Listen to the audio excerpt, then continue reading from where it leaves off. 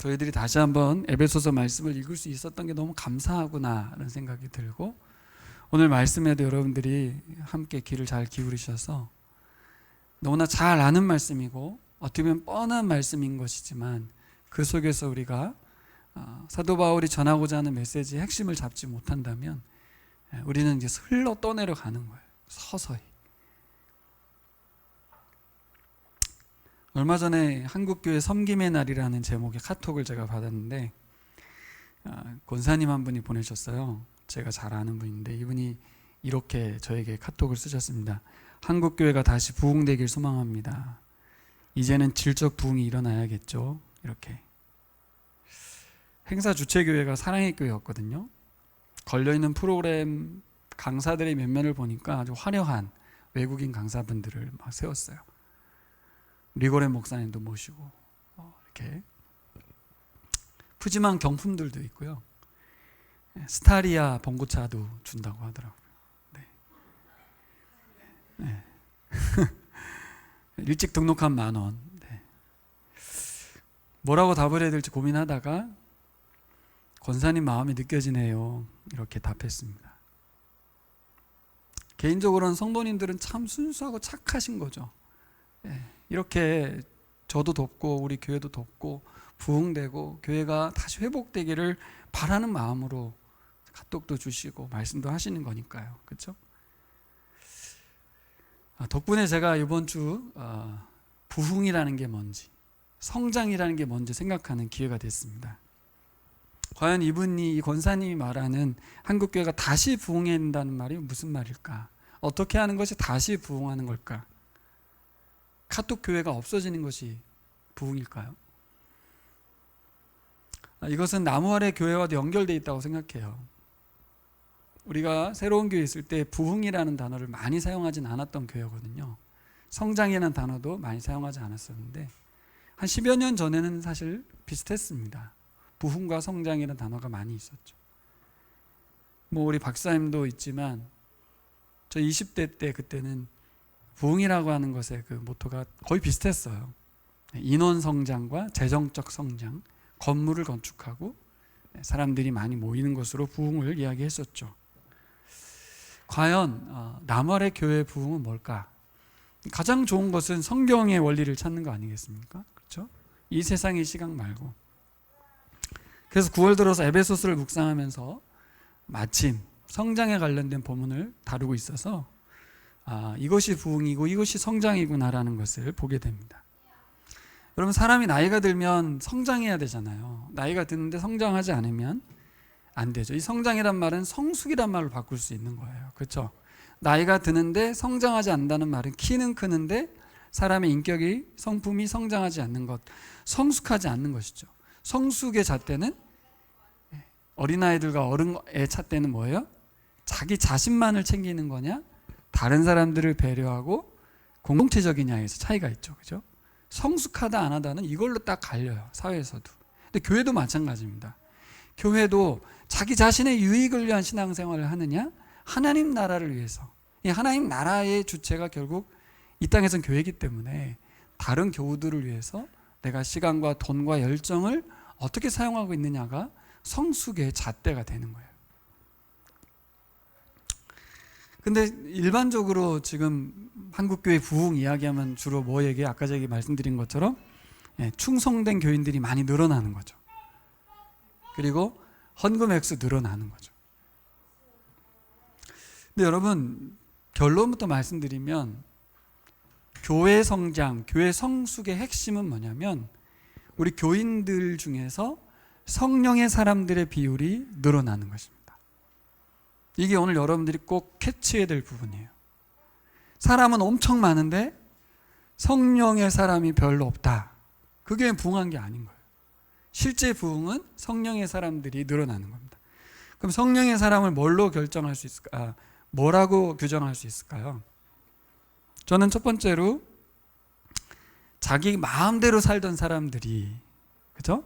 자기 하고 싶은 대로 하던 사람들이 차츰 말씀이 들리기 시작하는 거예요.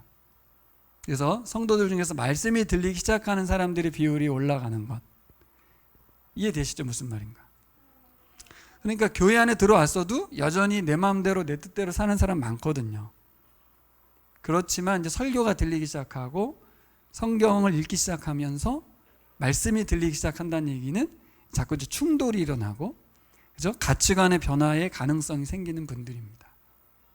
첫째로 내가 말씀이 들려지고 있는지, 내가 성경 읽을 때마다 말씀이 이렇게 들리는지 점검해 보시면 좋겠어요. 두 번째는 그렇게 말씀이 들리는 사람들이 많아지기 시작하면서 그 다음 또 많아져야 되는 게 뭐예요? 말씀에 순종하는 사람들이 많아져야겠죠. 그래서 말씀의 순종은 어떤 의미가 있냐면, 말씀 순종을 또 두 갈래로 할 수 있거든요. 복받기 위해서 할 수 있고, 그렇죠? 많은 부분 교회 교인들에게 순종을 강조할 때 복받으니까 해라, 이런 계산적인 순종을 이야기할 때가 많아요. 이건 사실 어디에 나와 있냐면 구약 성경의 주제이기도 해요. 하나님 말씀대로 살면 복받고 하나님 말씀대로 살지 않으면 저주받는다. 이게 신명기적 신앙이거든요. 그렇게 신앙생활을 하는 분들도 많죠. 그건 저는 성장이 아니라고 생각해요. 그럼 뭐겠어요? 성령님께 순종을 하기 때문에 성령의 역사가 계속 일어나는 교회겠죠. 성령의 역사는 뭘로 표현할 수 있겠습니까? 성령의 열매가 나타나는 걸로 표현할 수 있어요. 성령의 열매에는 거기에 영혼 구원이라는 단어가 들어가 있진 않아요. 사랑과 희락과 화평과, 그렇죠? 자비와 양선과 충성과 온유와 절제. 그러니까 거기에는 우리가 생각하는 것처럼 인원 증가에 대한 내용이 없어요. 결과적으로 인원이 증가됐더라라는 것이죠. 그렇죠? 사도행전도 그 얘기거든요. 점점 흥왕하였더라. 믿는 자의 수가 더 증가하였더라라고 말했던 것이지, 그 믿는 자의 수를 증가시키기 위해서 뭘 했던 게 아니었어요. 순서가 바뀌어 있던 거예요. 뭐예요? 성령님의 음성에 민감히 반응하고 순종했던 사람들이 늘어나게 되면서 그 성령님이 그 사람들을 통해서 일하셔서 교회 안에, 교회 밖에 많은 성령의 역사들이 일어나게 되면서 사람들은 교회로 몰려들었어요.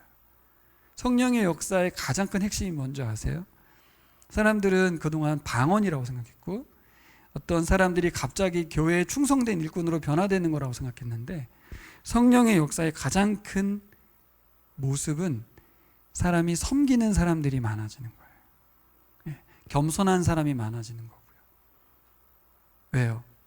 하나님의 구원에 대한 감격이 크기 때문에 자기 자랑보다는 끊임없이 겸손히 하나님 말씀에 반응하는 사람들이 늘어나기 때문에 섬김의 사람들이 많아지는 것이죠. 우리 교회도 바울의 권면대로 성장하고 부흥하는 교회가 되기를 소망합니다. 우리 교인들에게도 조금은 이전에 가져있던 성장과 성숙에 대한 개념이 있었다면 지우시고, 지금 제가 정리해서 먼저 말씀드린 이 내용들을 점검하시면 좋겠어요. 그래서 내가 내 마음대로 살고 있지는 않은지, 내가 말씀을 펴거나 듣고 있는지, 또 말씀이 들리고 있는지, 또 들린 말씀에 대한 내가 어떻게든지 순종하고 있는지. 마지막으로 우리가 어떤 사람이 가장 많이 늘어나야 되냐면, 오늘 여기 본문에도 나오지만 부르심의 한 소망, 이것이 에베소서는 뭐라고 그래요? 만물의 통일. 우리를 교회로 부르신 주님께서 교회가 예수 그리스도와 함께 만물의 통일을 위해서 힘쓰라는 거거든요. 결국 이 소망에 사로잡혀서 자신의 삶을 내어드리는 사람들이 많아지는 겁니다. 근데 우리 교인들이 지금 전체적으로 한 13, 14명 되는데 13, 14명이 전부 그런 사람이면 우리 교회는 엄청난 부흥을 본 거예요. 이해되시죠? 네. 그래서 8대2 법칙이라고 아시죠? 파레토의 법칙이라고. 어느 곳이든 헌신된 20%의 사람과 80%의 구경꾼 같은 사람이 존재한다는 거거든요. 근데 이건 세상의 말이고요. 저는 그렇게 동의하지 않아요. 부흥이라는 게 뭐예요? 20%, 30%, 40%, 50%, 60%까지만 넘어가도 교회 분위기는 확 바뀝니다. 그래서 여러분, 나 개인만 생각하시면 안 되고 우리 옆에 있는 동료들, 우리 교우들, 우리 어린이들이 이 비율에 포함될 수 있도록 그 사역을 하는 것이 바로 교회입니다. 오늘 그 말씀을 본문으로 확인해 보도록 하겠습니다. 먼저 1절을 같이 읽어보겠습니다. 시작. 그러므로 주님 안에서 갇힌 몸이 된 내가 여러분에게 권합니다. 여러분은 부르심을 받았으니 그 부르심에 합당하게 살아가십시오. 네. 이 말씀에 여러분 아멘이십니까? 네. 이 그러므로는 1장과 3장에 연결된 결과고 결론적으로 이렇게 말씀하는 거예요. 그래서 1장과 3장에 대한 부분에서 그러니까 여러분들이 어떻게 살아야 되는지 이제 명령형으로 말씀을 합니다. 근데 자기가 어디에 있대요? 지금 주님 안에서 갇혀 있다. 지금 감옥에 있다는 거예요. 감옥에 있으면서 지금 말하고 있다는 거예요. 이 말을 굳이 왜 했을까요? 감옥에 있다는 말을. 그러니까 감옥에 있다는 걸 알아달라는 말이 아니고 감옥에 있어도 나는 하나님의 통로가 되어서 지금도 사역하고 있고 하나님 나를 통해서 일하고 계시다는 걸 말하고 싶은 거죠. 어디에 있던 게 중요한 게 아니죠. 내가 감옥에 있지만 여전히 하나님 나를 통해서 여러분 교회에게 편지를 쓰고 있습니다. 근데 두 가지 얘기하죠. 여러분은 부르심을 받았습니다. 그 부르심에 합당하게 행하라고 하죠. 여러분 부르심 받으셨습니까? 예전에 이 부르심은 콜링이란 단어로 소명이라고만 해석을 했어요. 근데 에베소서를 보면 이 부르심의 첫 번째는 뭘까요? 교회로의 부르심이에요. 에클레시아가 이렇게 뭐 회중이란 뜻이거든요. 이렇게 불러 모였다 그런 뜻입니다. 그러니까 여러분 우리를 부른 거예요. 어디로? 교회로. 사실 신자들은 어떻게 했습니까? 불러 모은 게 아니라 자기가 교회로 온 거잖아요. 원래. 그렇죠? 내가 예수 믿고 교회로 온 거예요. 우리 진자매가 기독교인이 되고 교회를 다니기로 결정해서 내가 온 건데 성경은 뭐라고 그랬어요? 부른 거다. 여러분이 하나님께서 교회로 부르셨다는 걸 믿으시기 바랍니다. 네. 그러니까 우리는 교회로 불렀다는 말이 교회라는 곳을 다니게 했다라고만 생각하면 안 되는 거예요. 에베소서 개념은 뭐예요? 교회는 예수 그리스도의 몸이고 예수님 머리 되셔서 교회를 통해서 이 땅에 하나님 나라의 통일을 만물의 통일을 이루어 가시고 있기 때문에 교회는 엄청난 기관이죠. 하늘과 연결되어 있는 기관이에요. 이곳에 여러분들을 부른 거예요. 그러니까 괜히 불렀겠습니까? 그 뒤에 나와 있는 부르심에 합당하게 살아가십시오. 그러니까 일단 교회로 불렀고 그 다음에 교회에서 훈련시키고 교회에서 성숙시켜서 무엇을 요구하시는 거예요? 만물의 통일 사역을 요구하시는 거죠. 교회로서 여러분들이 지상에서 하나님 나라 사역을 하라는 거예요. 이게 부르심인 줄 믿습니다. 제가 10대 때 이 부르심 때문에 정말 고민이 많았어요. 나는 하나님을 위해서 뭘 해야지? 하나님 나에게 뭘 원하실까? 근데 직업을 많이 생각했던 적도 있고 또 사역적으로 많이 생각했던 적도 있어요. 하지만 저는 개인적인 간증이지만 교회로의 부르심과 교회가 제 인생의 목적이고 삶의 이유라는 것을 20대 후반쯤에 알았어요. 그때부터 저는 저의 모든 가치 판단의 기준을 교회 중심적으로 다 했습니다.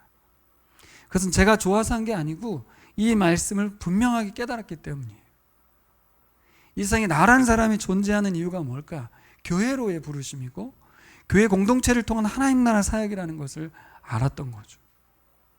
20대 후반에 새로운 교회에서 공동체 소그룹을 하면서 하나님께서 나를 이 땅에 보내신 목적은 교회로 부르신 거고 교회 사역을 통해서 하나님을 확장하게 하시는 거구나.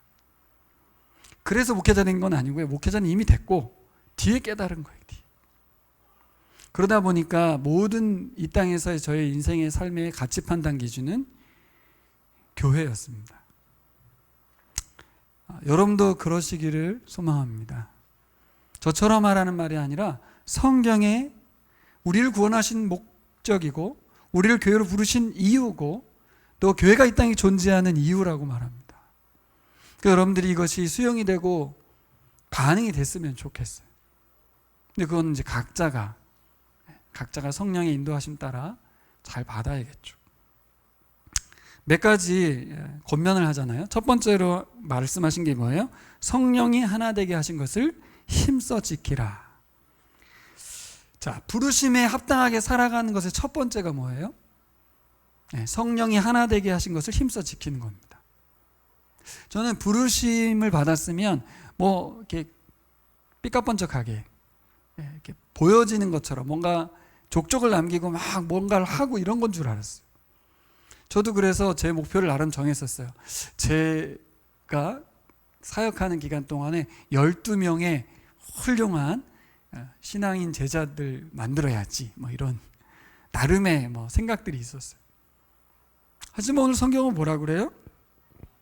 부르심에 합당한 반응은 첫 번째, 성령이 하나 되게 하신 것을 힘써 지키는 거예요. 이렇게 말씀하십니다. 그러니까 성령이 하나 되게 하신 것이 뭐죠? 그게 교회입니다. 교회. 자, 보세요. 성령님 여러분 각 사람에게 다 임하심으로 뭘 하신 거예요? 교회를 만드셨거든요.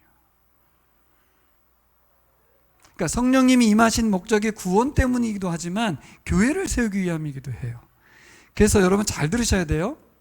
하나됨을 이루어가라고 말한 적이 없고 하나됨을 힘써 지키라고 그랬어요. 이미 우리는 하나라는 거예요. 다른 겁니다, 분명히. 우리가 생각할 땐 하나됨을 만들어가야 될 줄 알았어요. 근데 아니라는 겁니다. 하나라는 거예요. 교회라는 것이죠. 예수 그리스도의 몸에 붙어있는 지체들이라는 겁니다. 그래서 우리가 해야 할 일은 뭐예요? 이제 하나됨을 힘써서 지켜라. 그래서 힘쓰라는 말이 들어가 있습니다. 하나님이 구원하셨으니까 알아서 하시겠지가 아니고 우리가 함께 열심히 해야 된다는 거예요. 영어로 every effort to keep the unity, 매일매일 노력해라, 이렇게 말하고 있습니다. 그러니까 우리가 부르심에 합당히 반응하는 것은 첫 번째, 교회됨을, 교회로서의 정체성을 계속해서 지켜나가는 게 부르심에 합당한 반응입니다. 근데 그러면서 뭐라고 말해요? 그 다음 성품이 등장하죠. 4장에서 2절 읽어볼까요? 시작.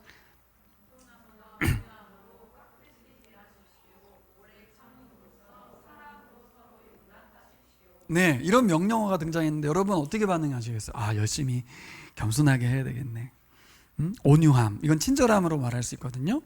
그리고 오래 끝까지 참아야지, 뭐 이렇게 저도 그런 줄 알았어요. 근데 여러분 본문을 보세요. 겸손함, 온유함, 인내, 오래 참음, 사랑, 다 뭐죠? 성령의 열매입니다. 우리 안에 있는 게 아니에요. 본래 우리에게 없는 겁니다. 우리에게 이런 열매가 나타나지 않아요. 결국 성령의 열매인 겁니다. 어떤 의미예요? 잘 보면 하나됨을 힘써 지키라고 했으니까 우리 딴에는 여기 뒤에 나와 있는 2절의 겉면대로 막 친절하게 하고 사랑으로 하고 겸손하게 하려고 하고 하는 노력을 하고 이렇게 요청하는 것 같지만, 다시 말씀드리지만 이 성품들은 성령의 열매입니다. 성령님의 성품이에요. 거듭난 자에게만 주는 성품이에요. 우리에게 있지 않아요. 그러니까 노력으로 되는 게 아니에요. 그럼 뭘 해야 돼요? 힘써 지키라는 말은 뭘 하라는 거죠? 성령님께 집중을 해야 되는 거죠. 이제 우리가 교회 생활하면서 깨달아야 될 거예요. 교회가 하나됨을 지키기 위해서 막 열심히 하는 게 있거든요. 우리들이 잘못하면 막 사람들 찾아가고 섬기고 권면하고 막 그러긴 하는데 그게 성령의 열매로서가 아니라 자신의 열성으로 할 수가 있는 거죠. 먼저 우리가 깨달아야 할 것은 겸손과 친절과 끝까지 인내함과 사랑으로 용서하는 것 가능합니까, 여러분? 끝까지 인내할 수 있어요? 참다 화를 내잖아요. 그죠? 네. 도대체 내가 참을 수 없어. 그래서 우통 벗어 던지잖아요. 그죠? 이게 우리가 할 수 있는 게 아니라고요. 그러니까 우리 교인들이 성령님께 집중을 해야 되는 거예요. 그것이 바로 하나됨을 힘써 지키는 겁니다. 이게 오늘 본문을 해석하는 제대로 된 방법이에요. 그래서 4절부터 6절까지 하나됨의 원리를 제공하죠. 첫 번째 원리가 뭐예요? 그리스도의 몸이 하나다. 몸이 하나다. 자, 보세요. 저를. 제 몸이 하나죠? 몸이 두 개일 수 있습니까? 안 된다는 거예요. 그리스도 예수도 하나고 그리스도 예수와 몸인 교회도 하나입니다. 하나. 왜 하나를 이렇게 강조하겠어요? 머리도 두 개가 아니고 몸도 두 개가 아니니까 예수님께 딱 붙어 있어야 된다는 말이에요. 분리되면 안 된다는 거예요.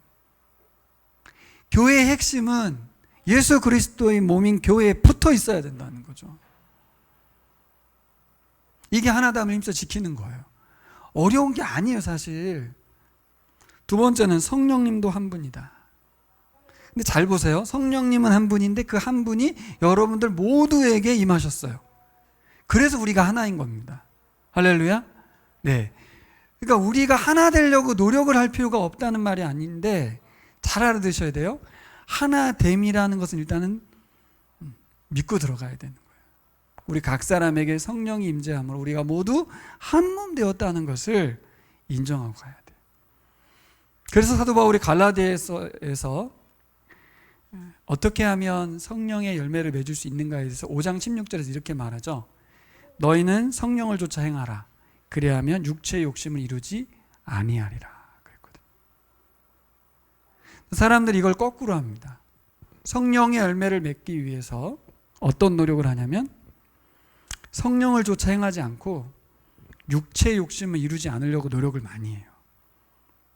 인내하려고 하고 참으려고 하고 절제하려고 하고. 근데 그렇게 하지 말라고요. 반대로 하라고. 성령님을 쫓아 행하고 성령님께 집중하라는 거죠. 죄와 싸우려고 들지 말고 하나님께로 향하는 방향으로 바꾸라는 겁니다. 그러기 위해서 우리가 실천적으로 해야 될 게 뭐예요? 성령님의 음성을 듣고 성령님과의 관계성을 계속 긴밀하게 유지해야 돼요. 그러려면 제가 늘 강조하고 또 성경에서 가장 중요하게 여기고 있는 안식이 필요한 겁니다. 멈춤의 시간. 내가 지금 내 마음대로 살고 있지 않은지, 내가 설교가 잘 들리고 있는지, 내가 말씀에 순종을 하고 있는지 점검하는 시간이 필요해요. 근데 그게 혼자 막 자기 점검하라는 게 아니라 말씀 보고 기도하고, 그렇죠?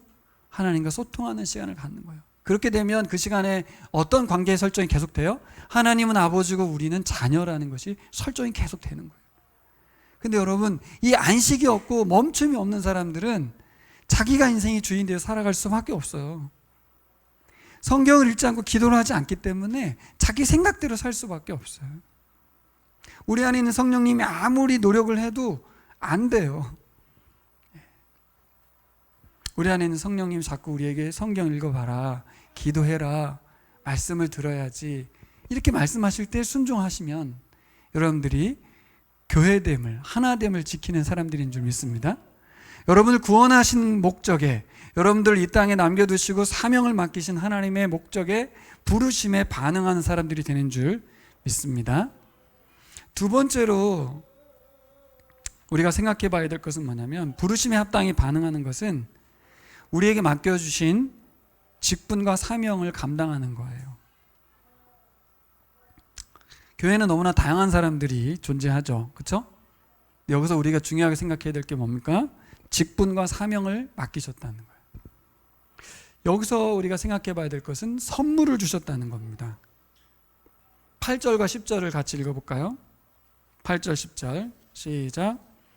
그러므로 성경에 이르시기를 그분은 높은 곳으로 올라가셔서 포로를 사로잡으시고 사람들에게 선물을 나누어 주셨습니다. 10절 내려오셨던 그분은 만물을 충만케 하시려고 하늘의 가장 높은 데로 올라가신 바로 그분이십니다.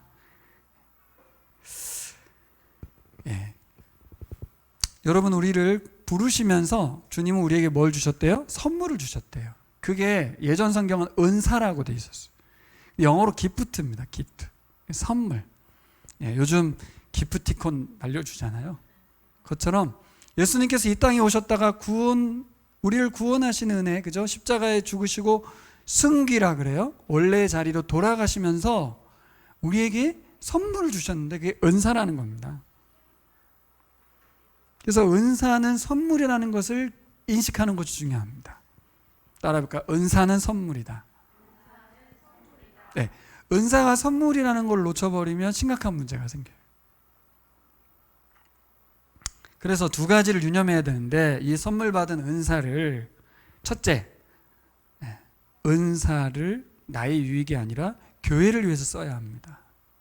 선물을 주신 이유는 교회를 위해서 사용하라고 준 거예요.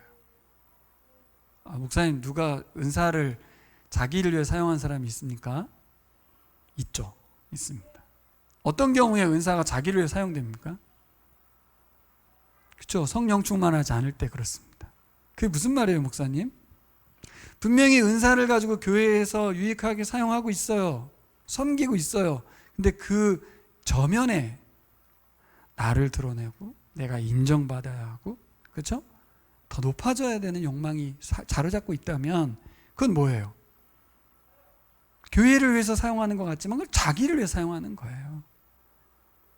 그게 설사 교회에 유익이 된다 하더라도 중요한 건 내가 그 은사를, 선물을 인식하지 못했던 거죠. 내 거라고 생각하는 거예요. 내가 뭐 기타를 잘 쳐요. 피아노를 잘 쳐요. 인정받기 위해서, 나를 드러내기 위해 사용할 수 있거든요. 교회를 위해 사용하라고 말합니다. 두 번째는 고민되는 지점인데요. 은사를 비교하는 거예요. 우리 진자매겐 컨물을 이렇게 크게 준 것 같아요. 제가 보기엔.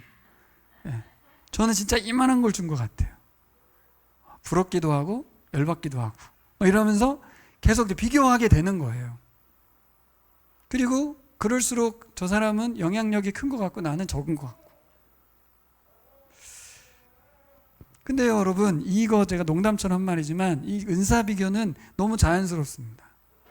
우리가 이 세상에 살고 있으니 당연하죠. 아까 제가 말한 것처럼 은사를 자기 유익을 위해 사용할 수 있는 것처럼 은사를 비교하면서 자기에게 주어진 은사에 감사하거나 만족하거나 성실히 사용하지 않고 다른 사람들을 깎아내리거나 비하할 수 있어요.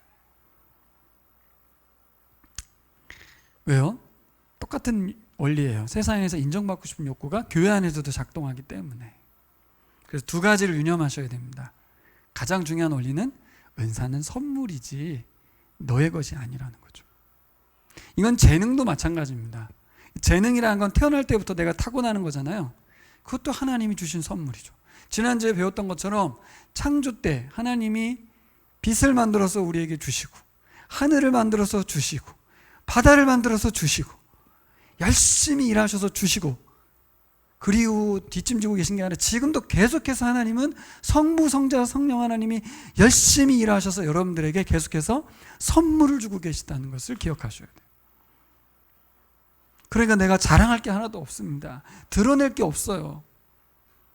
나의 계속되는 선물을 보여주시고 계신 것을 기억하셔야 돼요. 꼭 기억해야 될 한 가지는 나도 선물이라는 걸 꼭 기억하셔야 돼요. 내가 하나님의 선물인 것을 기억하지 않으면 심각해집니다. 세 번째로 우리가 생각해 봐야 될 것은 부르심에 합당한 반응을 보이는 것은 정도껏 하고 마는 게 아니라 끝까지 충성하는 겁니다. 이것을 이 에베소 바울의 표현은 뭘로 했냐면 은사를 주시고 우리를 부르신 목적은 그리스도의 몸 교회를 세우는 것이다 이렇게 말씀하셨어요. 여러분 11절을 보시면 예수님이 에베소 교회 안에 사도와 예언자, 복음 전도자와 목사와 교사를 삼으셨습니다. 이 직분에 대한 해석은 넘어가고 이렇게 직분을 주신 이유는 12절에 나와 있어요. 12절이 중요합니다. 읽어볼까요? 시작.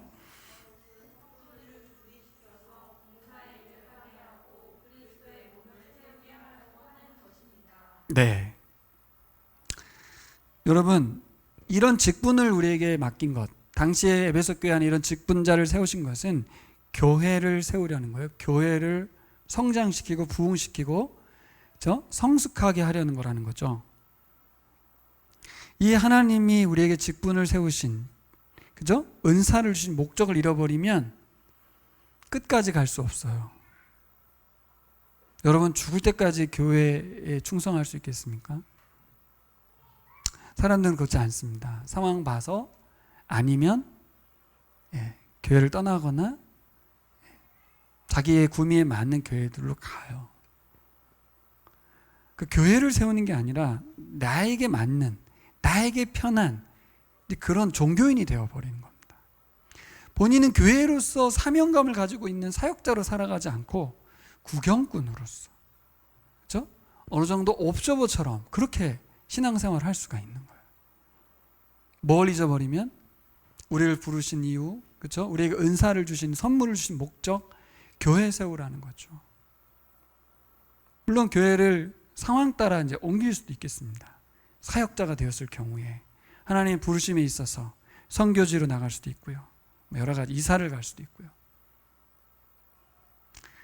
하지만 다른 이유로서 교회를 옮긴다는 것은 그 사람이 교인으로서 살아갔다기보다는, 그렇죠? 종교인으로 살아간 거죠. 크리스찬이 아니라 기독교라고 한 종교를 가진 사람으로 살았다는 얘기가 되는 거예요.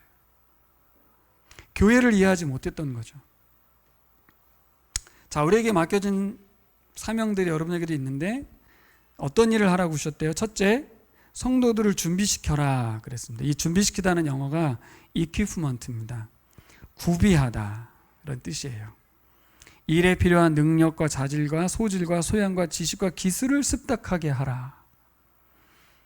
저를 보세요. 사역자라는 것은 목사만 말한 게 아니에요. 저는 우리 교인들이 거의 대부분이 저와 같은 사역자로 저는 스스로 생각하고 있습니다. 근데 여러분도 그렇게 생각하시나요? 어디서 갈려야 되냐면 여기 나와 있는 것처럼 교우들을 이퀴프먼트 하도록, 준비시키도록 사역을 하는 사람이 되는 것이 사역자입니다. 다른 사람들을 도와서 그들이 사역을 할 수 있도록 준비시킨다는 거예요. 무엇을 준비해요? 뒤에 나와 있는 것처럼 봉사의 일을 하게 하고입니다. 그들을 준비시키셔서 봉사의 일을 할 수 있도록 세우는 거예요. 그렇게 하라고 우리를 세운 거죠. 저도 그래서 여러분들을 그렇게 돕고 세우는데 힘쓰는 겁니다. 제가 하면 안 되는 거죠. 그래서 제가 청소도 웬만하면 하지 않는 거고요. 뭐 개척교회니까 제가 다 할 수도 있지만 성도들이 하게 해야 되는 거죠. 또 어느 정도 성장이 되시면 여러분들은 또 다른 사람들을 훈련시켜서 또 세워가야 되는 거죠. 여기의 핵심은 뭐예요? 일이 아니고 아까 처음에 말씀드린 것처럼 성령 충만한 사람을 만드는 거죠. 그렇죠? 그래서 그들에게 또 다른 부르심에 반응한 합당한 사람을 또 세워가는 거죠. 이게 부흥입니다. 자칫하면 우리가 내가 모든 걸 다 처리할 수 있어요. 내가 다 해버릴 수도 있고. 자, 끝으로 어디까지 성장해야 되는지 여러분 잘 아시죠? 13절과 14절입니다. 같이 읽어볼까요? 13, 14절 읽겠습니다.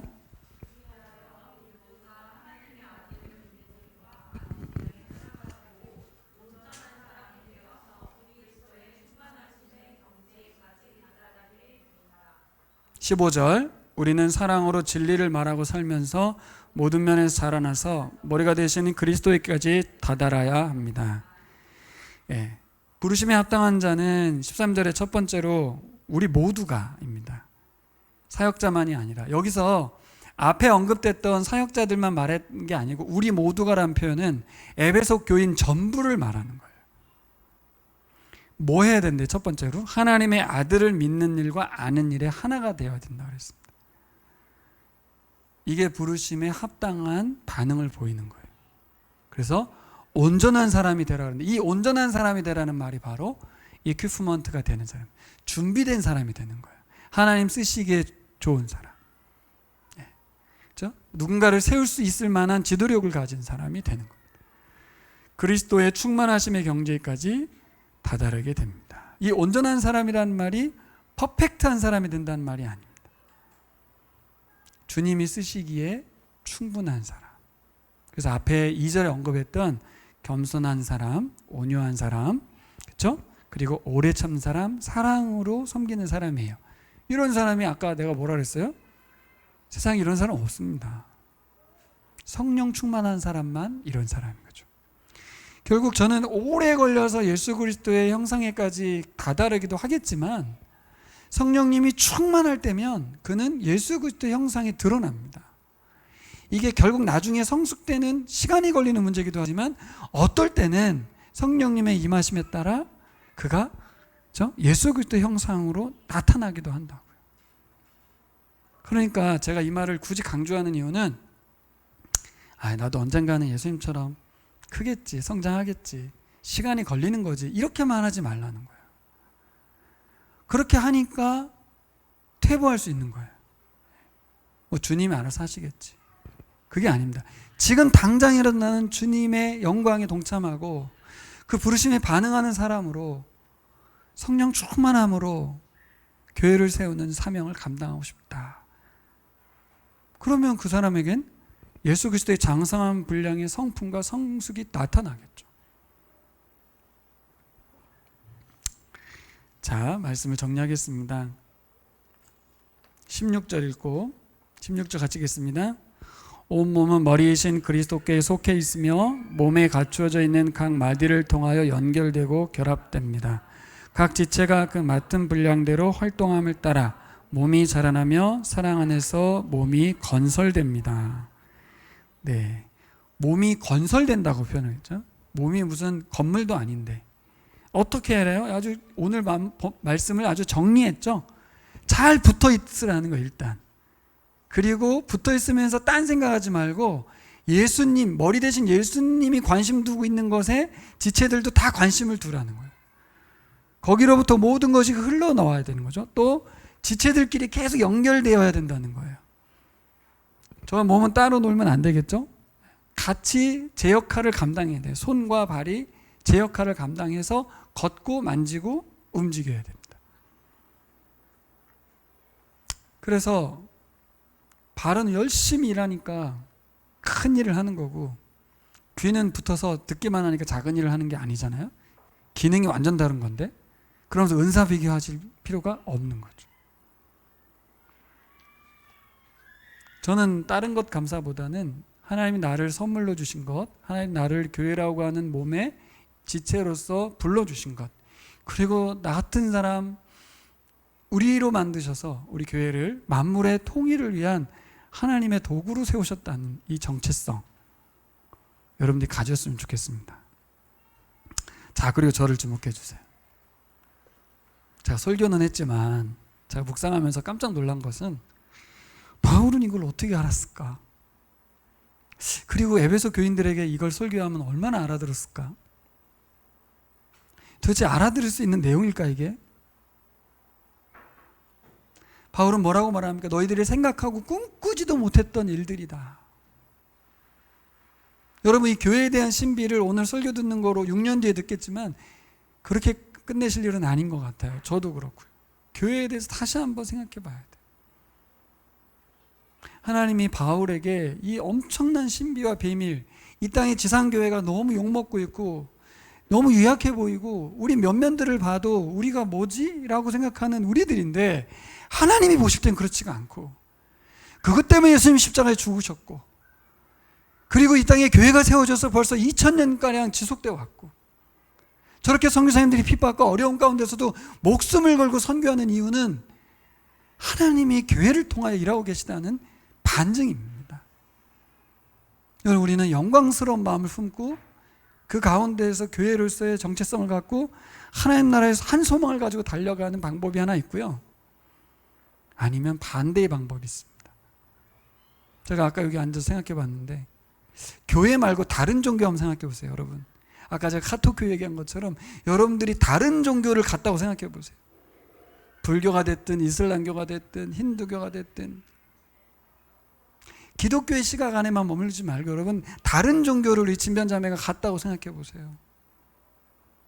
구원이 없다 이런 거 다 떠나서 그들이 추구하고 그들이 예배하고 그들이 종교 행위를 하고 있는 모든 것들이 너무 비교되지 않습니까? 그 신에게 열심히 하면 복을 받고, 존재하지 않는 신에게 자신들을 바치고 자살 테러를 하고 그 인생 자체를 다 허비하고 낭비하고 있는 종교인들이 얼마나 많습니까? 우리는 진리를 발견하고 하나님께서 살아계셔서 우리를 구원하셔서 예수 그리스도가 이 땅에 오셔서 죽고 끝나고 부활하고 사라지신 게 아니라 교회의 성령으로 임재하셔서 이 땅 가운데 예수께서 여전히 2000년 전에 이스라엘 땅에서만 일하셨던 예수님이 아니라 지금도 우리 교회 안에서 일하신다는 것을 여러분 믿으시기 바랍니다. 그 마음으로 다시 한번 오늘 요구한 성품들 겸손함과 온유함으로 깍듯이 대하고 오래 참음으로 사랑으로 용납할 수 있도록 우리가 성령님께 집중하시기를 예수님의 이름으로 축원합니다. 예, 기도하겠습니다. 다 같이 일어나서 기도하겠습니다.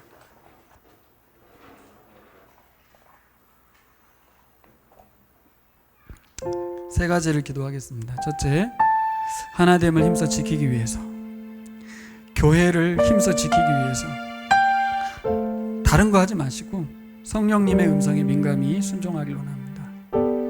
그래서 멈추는 시간을 가지시면서 내가 성경을 읽는지, 설교가 들리고 있는지, 설교 말씀에 내가 반응하고 있는지, 그 말씀이 나를 움직이고 뜨겁게 하고 있는지, 그렇지 않다면 멈춤의 시간을 자꾸 가지시면서 회복되시기를 바랍니다.